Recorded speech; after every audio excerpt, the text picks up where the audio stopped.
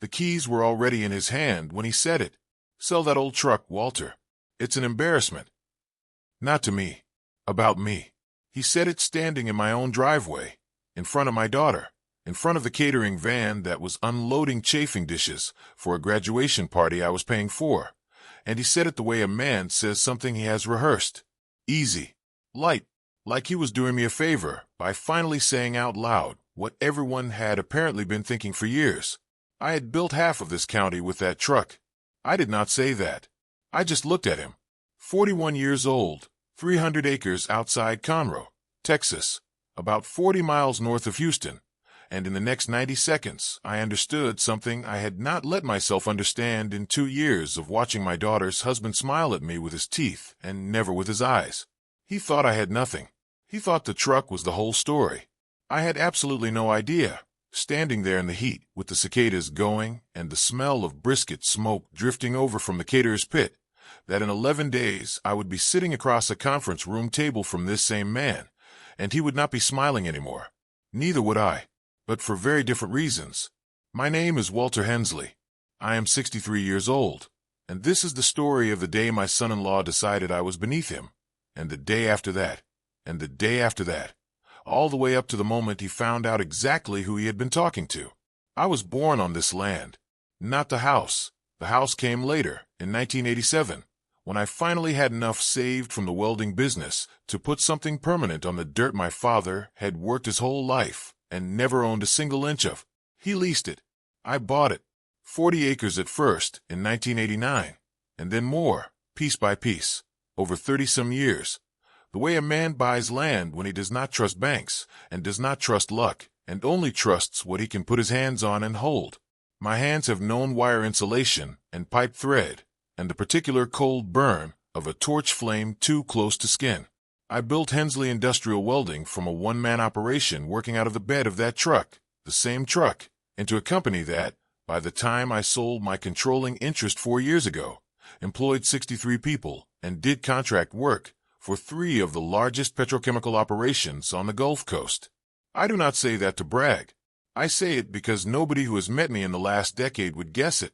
I wear the same kind of clothes I wore in 1979. Boots, jeans, a pearl snap shirt if it is a special occasion. The truck, a 1998 Ford F-250, white, dinted on the driver's door from a chain that slipped in 2003 and put a crease in the metal I never bothered to fix. That truck has over 400,000 miles on it, and I have turned down offers for it more than once, because that truck and I built something together that a new one never could. My wife, Diane, passed 11 years ago. Cancer, slow and then fast, the way it sometimes goes. We had 31 years. I do not talk about her much anymore, not because it stopped hurting, but because it became a different kind of hurt, the kind you carry instead of the kind that knocks you down. What I will say is this: for 31 years, she left coffee on the counter before I woke up. Not a note. Just coffee. Hot. Every single morning. Even the ones where we had argued the night before. That was how she said she was still in it. Still choosing me. Every day, before I even opened my eyes. After she died, my daughter Emily became the center of what was left. She is 34 now, an only child, and when she met Garrett 4 years ago at a corporate function I was not invited to and would not have wanted to attend, I told myself I was happy for her. He was handsome in the way that magazine covers are handsome. He works in commercial real estate development, the kind of work where a man wears a $1,500 suit to look at a parking lot. He drove a black Range Rover that he washed himself, by hand, every single Saturday, like the car was a member of the family that needed tending. I noticed the first signal 18 months before the truck comment, and like most first signals, I let it go. We were at a restaurant in the Woodlands, the 4 of us, Emily, Garrett, myself, and Garrett's business partner, a man named Philip who talked with his hands and laughed at his own jokes before he finished telling them. Garrett ordered for the table without asking anyone what they wanted. When the check came, he picked it up, looked at the total, and then looked directly at me, not at Emily, at me, and said, "Don't worry about it, Walter. I've got this one." I had not reached for my wallet.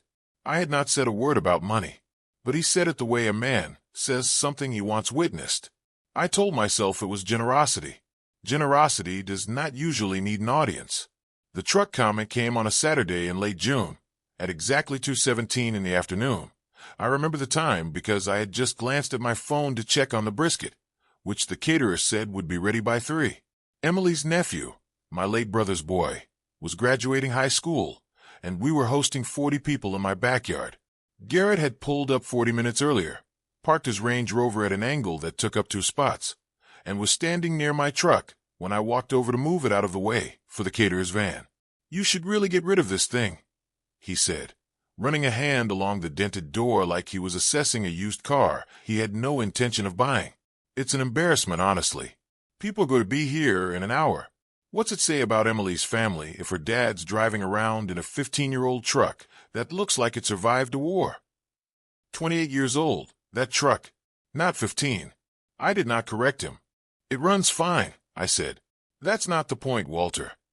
He said my name the way some men say a word they're trying out for the first time, testing how much weight it can hold before it breaks. "It's optics. You've got the means, don't you? Emily said you did all right for yourself before you retired. No offense, but it might be time to actually act like it." My hands did not shake.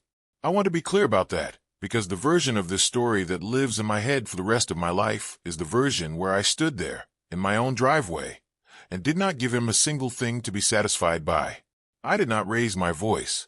I did not explain myself. I said, "I'll think about it." And I walked back toward the house, and something settled in my chest like furniture being moved into a room I did not want furnished. Emily came up behind me near the back porch. She had not heard the exchange, but she had seen the tail end of it. Garrett's posture, my face. "Everything okay, Dad?" "Fine," I said. And then, because I am her father and I have spent her whole life trying to protect her from things she did not need protecting from, I added, "Garrett's got opinions about the truck." She laughed, a little too quickly. He notices things like that. It's his job. Presentation, you know." And then she touched my arm and went back to the party, and I stood on my own porch and watched my son-in-law work the crowd of my friends and neighbors like he was running for office, and I thought about Diane's coffee, hot on the counter every morning for 31 years, and I thought about how some people show love by giving you something, and some people show contempt by telling you what to get rid of. I did not confront him that day. I am 63 years old, and I have learned that the first thing you feel is rarely the thing you should act on. The discovery, the thing that changed everything, happened 9 days later on a Tuesday, and it did not happen because I went looking for it. It happened because Emily called me crying at 11:40 at night, which she has not done since she was 19 years old, and a boy she was dating broke things off with her over text message. "Dad, can you come get me?" I don't want to be here right now." I drove the truck, the Embarrassment, 40 minutes in the dark to the townhouse Garrett kept downtown for what he called client entertaining, a place Emily did not normally visit because, she had told me once, it made her uncomfortable without being able to say why. When I got there, the door was unlocked and Emily was sitting on the front steps with her shoes already on, holding a manila folder against her chest like it was the only solid thing in the world. "I went to drop off his dry cleaning," she said. "He forgot it was there. He forgot I had a key." She handed me the folder without another word, and I sat down next to her on the concrete steps, the kind of June night where the heat does not break even after dark, and I opened it under the porch light. Inside were printed emails, bank statements, a handwritten note in Garrett's handwriting that I recognized from 40 years of reading welding orders and contracts. Garrett has the kind of handwriting that slants hard to the right, in a hurry even when nobody is rushing him. The emails were between Garrett and Philip, his business partner. They were dated back 14 months. The subject line on the first one was simply, "E's old man." I am going to tell you what they said, because the words matter, and because I have read them enough times now that I could recite them in my sleep. E's old man is sitting on something. Welding company sold for low 8 figures 4 years ago, according to county records. Property's another 2 point something. Old man's worth more than he lets on. Drives a truck held together with bondo and pride. Either he's hiding it from E, or he genuinely doesn't think it matters. We need to get in front of this before he puts it all in some trust she can't touch. The second email, 3 months later. Talk to E about a prenup, soft approach, She shut it down fast. Says her dad would never screw her over. Doesn't think she needs protecting from her own father. I think the play here is long game. Make him comfortable. Make him trust me. Eventually he brings me into estate planning instead of some lawyer who doesn't know us. Old man's lonely since the wife died. Lonely people make mistakes with who they let in close. Lonely people make mistakes with who they let in close. I read that line twice. My hands went cold in July, in the Texas heat, at almost midnight. They went cold the way they had not gone cold since the morning 11 years earlier, when a doctor in a small room used the word metastatic for the first time. The last email in the folder was dated 6 weeks earlier. It was from Garrett to Philip, and it said, "Truck thing today was a start. Embarrassment angle works, gets him thinking about image, opens the door to talk about updating other things. If I can get him liquidating assets for appearances, I can steer where it lands. Slow play. He's not as sharp as people think. Old guys like him, they confuse stubborn with smart." Everything got slow after that. Everything got quiet, like the volume on the world had been turned all the way down, and all I could hear was Emily breathing next to me on the steps, and somewhere down the block, a dog barking at something that was none of its business. I did not say much to Emily that night, beyond holding her while she cried into my shoulder the way she used to as a girl, and telling her she had done the right thing by calling me. I drove her home, to my home, her old room, which I had never gotten around to changing, and I sat in my truck in the driveway for a long time afterward with the engine off, looking at the dent in the door that had survived 28 years and a man calling it an embarrassment 2 weeks earlier. I decided that night I was not going to confront Garrett with rage. I was not going to call him and scream into the phone the things I wanted to scream. A man who has been planning something for 14 months does not get undone by one angry phone call. He gets undone by patience he does not expect from you. The next morning, I called Russell Pruitt. Russell and I go back to the welding company days. He handled my contracts for 22 years before he retired from practicing law full-time, though he still keeps his license active and still takes the occasional case for people who matter. As he puts it, I drove to his office in Conroe with the folder, and I sat across from him while he read every page twice. When he finished, he took his glasses off, set them on the desk, and said the thing I have not stopped thinking about since. "Walter, this isn't a man who fell in love with your daughter and happens to be greedy. This is a man who ran a feasibility study on your family and decided you were a viable asset to absorb." The truck comment wasn't an opinion. It was a probe. He's not as sharp as people think. Old guys like him, they confuse stubborn with smart. I am not stubborn. I have just never seen the use in proving myself to a man who already decided what I was worth before he met me. Over the next 11 days, I did not change a single thing about my life on the surface. I kept driving the truck. I waved at Garrett the next time he came by, the Saturday after, and he made another comment, softer this time, almost playful. "Thinking about that truck, Walter?" And I said, "Thinking about a lot of things," and let him read into it whatever he wanted to read. Inside, I was building something with Russell. We pulled the county property records that Garrett had clearly already pulled himself, and had them notarized and certified.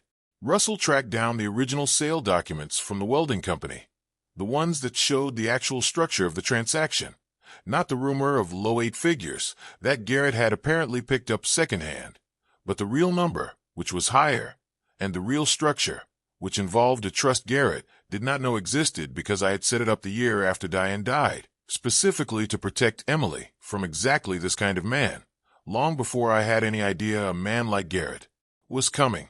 Russell also did something I had not thought to ask for.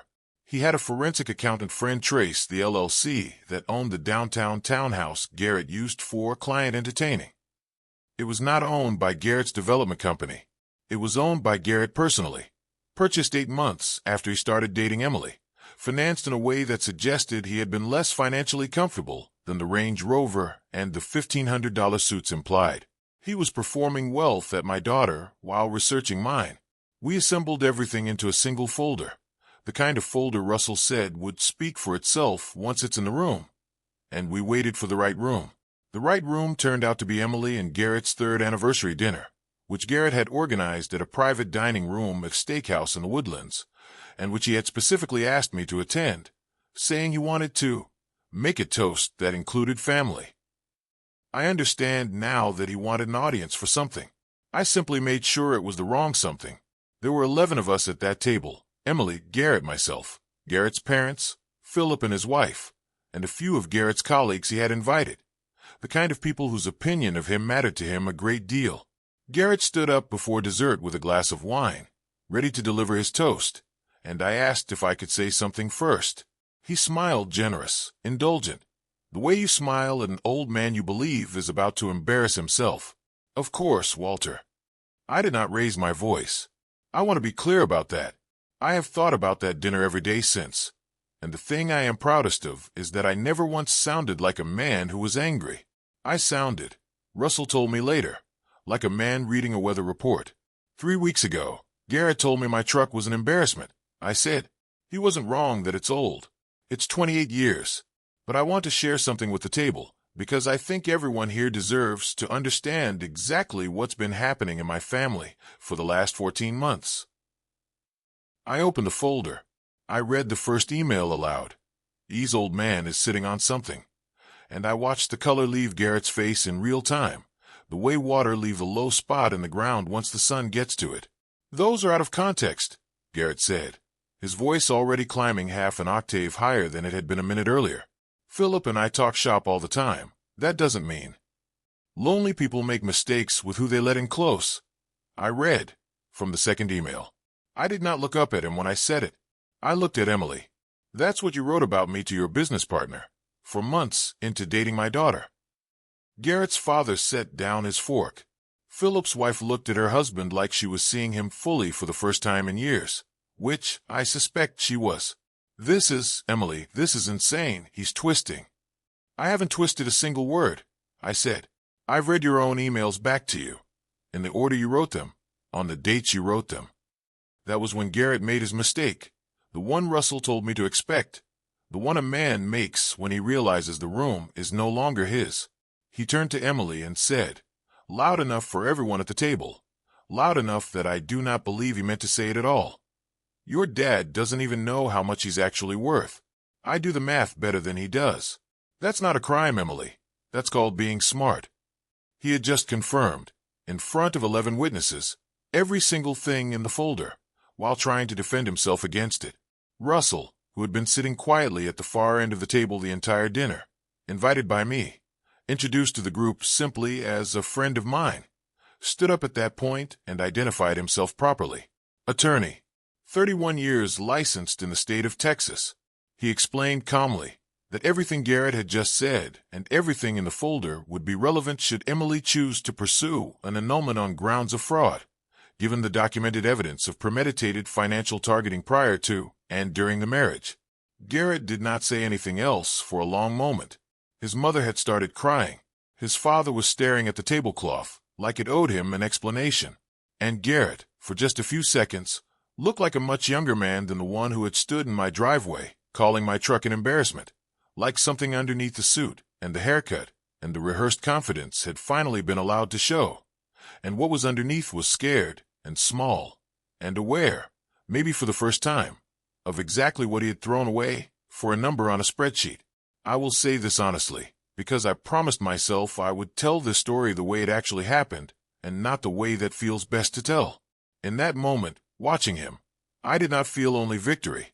I felt something sadder, sitting right next to it. He had been, at some point before all this, capable of being a decent husband to my daughter. I had seen flashes of it, the way he used to look at her across a room before he thought anyone was watching, like she was the good thing in a life he otherwise spent performing. Somewhere along the way, he decided that was not enough, that she was not enough, that I was not enough, unless there was a number attached. That is its own kind of tragedy, even when the man causing it does not deserve much sympathy for it. Emily did not say a word to him at the table. She stood up, took my arm, and we left together. Russell stayed behind only long enough to hand Garrett's father a card and say, "Have him call me before he calls anyone else." I drove Emily home that night, to my home, in the truck. The embarrassment, She sat in the passenger seat with her shoes off and her feet up on the dash the way she used to when she was 16, and somewhere around the halfway point she started laughing. The kind of laughing that is mostly just crying that found a different door to leave through. 14 months, Dad, she said. He was running a campaign on us for 14 months. I know. Did you know the whole time? Since the truck thing?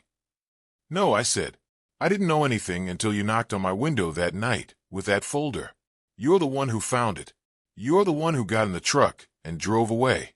I just made sure the right people heard about it. She was quiet a long while after that, and then she said, I'm sorry I didn't believe you when you said something felt off. I did not have an answer for that one. I still do not fully. I just reached over and put my hand on top of hers, the way I used to when she was small and scared of storms, and we drove the rest of the way home with the windows down, because that truck does not have working air conditioning, and I have never once minded. The annulment was finalized 4 months later. Garrett's development partnership with Philip dissolved not long after. Word travels fast in a county the size of ours, and a man whose own emails describe his fiancée's family as an asset to absorb does not find a lot of new investors lining up once that story makes the rounds. Last I heard, he was working for a property management firm in Sugar Land, handling lease renewals, the kind of job that does not require a $1,500 suit. The Range Rover, somebody told me, got repossessed about 7 months after the dinner. I did not feel anything when I heard that. I had expected to feel something. Mostly I just thought about the truck, still parked in my driveway, still running fine. Emily moved back into the house with me for a while, into her old room, and then about 8 months ago, she bought a small place of her own about 15 minutes from me. A little 3-bedroom with a porch she has been slowly fixing up. She comes by most Sundays now. We grill, usually, or I teach her things her mother used to handle. How to patch drywall, how to bleed a brake line. Things I realize now I should have taught her years ago, instead of assuming someone else would always be there to handle the practical parts of her life for her. One Sunday a few weeks back, she came outside while I was under the hood of the truck, doing nothing more important than checking the oil, and she stood there for a minute watching me before she said, You know you could buy 10 of these trucks without thinking about it. I know. So why do you keep it? I closed the hood and wiped my hands on a rag that has probably needed replacing since around the time Garrett was telling Philip I was sitting on something. Because it's never once told me what it thought I should be. I said, It's just taken me where I needed to go.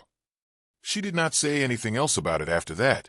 She just hugged me, the way she used to as a little girl, arms tight around my middle, and went inside to start the burgers. If you are listening to this, and some part of it sounds familiar, a number that mattered more to someone than you did, a person who got close to you and started doing math instead of falling in love, I want you to hear something clearly. Money does not change people. It reveals them. The truck was never the problem in that driveway. The problem was a man who needed something to be embarrassed by in order to justify the plan he had already started running. If you are the adult child of someone who built something with their hands and never talks about what it's worth, pay closer attention to the people who suddenly start talking about it for them. If you are the parent who has watched someone get close to your child a little too fast, a little too smoothly, trust the cold feeling in your hands before you trust the easy smile across the table. And if you are sitting right now in the early version of the story, still in the part where the comments are small, and you keep telling yourself you're imagining it, you are not imagining it. You loved correctly. They acted incorrectly. Those are two completely different things, and only one of them is yours to carry. One practical thing. If any part of this resonated with you, if you have a family member with assets, a business, land, a retirement account, anything substantial, and someone new has entered that family's orbit and started asking unusually specific questions about money, or making unusually specific comments about appearances and image, pull the public records yourself. Property records, business filings, they're public for a reason. It cost me nothing but an afternoon to find out everything Garrett had already quietly found out about me. You are allowed to look. You are not being paranoid. You are paying attention. Is there someone in your life, right now, who has started managing your image, instead of simply loving you for what it already is? And if so, how long exactly do you plan to keep mistaking that for affection? Drop a 1 in the comments if you think Walter handled this exactly the way it needed to be handled, calm, patient, and devastating in its own quiet way. Drop a 2 if you think Emily deserves credit too, for trusting her at the moment something finally felt wrong enough to act on. Drop a 3 if the story hit closer to home than you expected, and some part of it reminded you of your own family, your own warning signs, your own truck nobody else understood the value of. Tell me where you're watching this from, and what time it is there right now. Someone out there is going to watch this at 2 in the morning, somewhere I would never expect, and somehow it's going to be exactly the story they needed tonight. That means something to me every single time I read it in the comments.